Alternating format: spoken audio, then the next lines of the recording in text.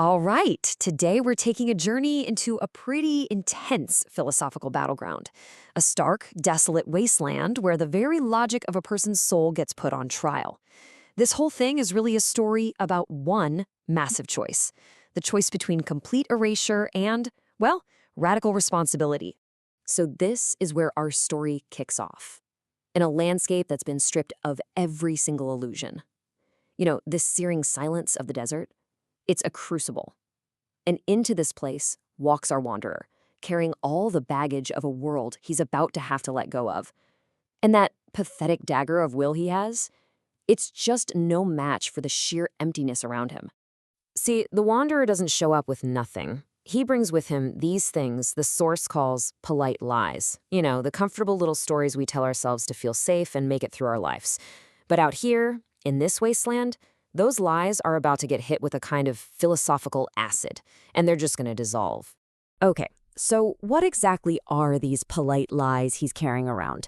Let's dig in and unpack what's called the architecture of convenience, basically the gilded cage he's built around his own soul. And look, these aren't just little white lies, right? As you can see, they form this whole structured defense mechanism.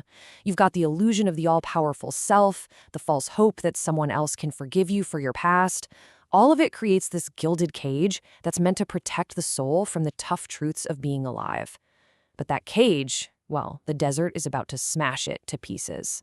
And this is where things get really interesting. A new figure steps onto the scene, a real catalyst for change.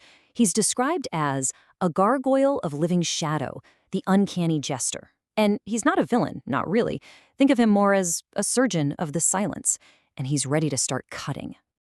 Now, to really get a handle on the jester, we've got to talk about this core idea that's driving him: Freud's theory of thanatos. It's this deep, kind of unsettling, ancient desire that's in all living things, this pull to return to the quiet, non-living state we came from. It's a drive that's in direct opposition to our will to live. So the jester basically is Thanatos in the flesh.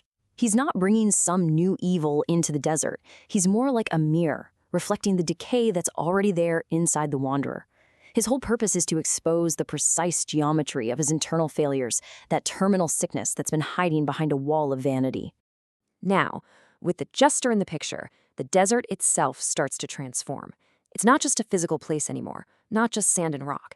It's becoming this intense psychological crucible, a haunted space that perfectly mirrors the wanderer's own inner chaos.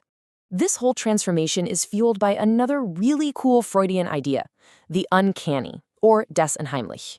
You know the chilling feeling when something super familiar, something homely, all of a sudden becomes strange and terrifyingly unhomely?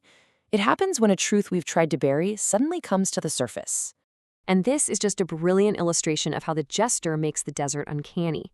He uses what Freud called repetition compulsion. By forcing the wanderer to see his own self-destructive patterns again and again and again, the jester turns the vast, empty solitude of the desert into a haunted house, populated by the ghosts of a past that he just can't run from. Okay, so the confrontation is reaching its absolute peak.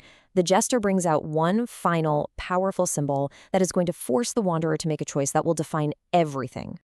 And here it is. This is the question the wanderer is finally up against. He came into the desert looking for a simple pardon, right? Some kind of external forgiveness. But the challenge is now so much heavier. Can he actually bear the full weight of his entire history if he's forced to relive it forever? And this is the jester's final move. He pulls out the instrument of truth, the hourglass. This is the one artifact that will shatter the wanderer's very last and most precious lie: the illusion that the past is something you can just change, or maybe even escape.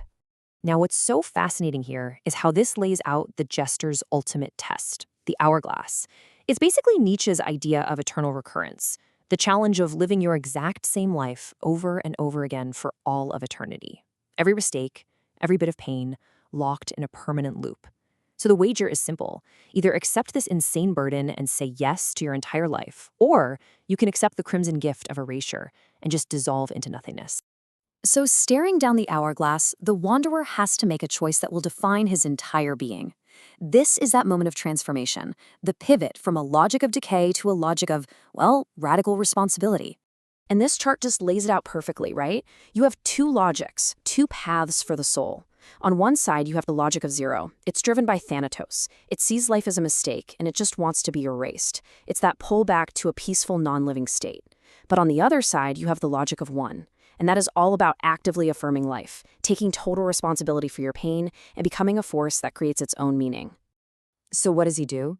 In this incredible climax, this crescendo of active affirmation, the wanderer rejects the crimson gift. He rejects the easy way out. He grabs the hourglass and turns it himself.